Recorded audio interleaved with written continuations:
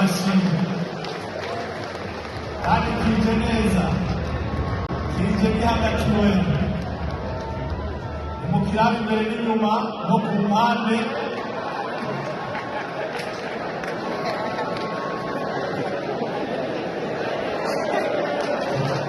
Igikombe murakibona mu kiraba imbere n'inyuma.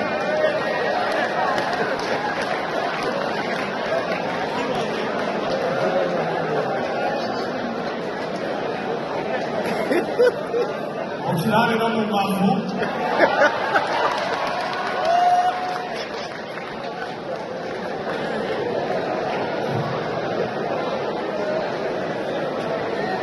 Nibaza ko abantumwe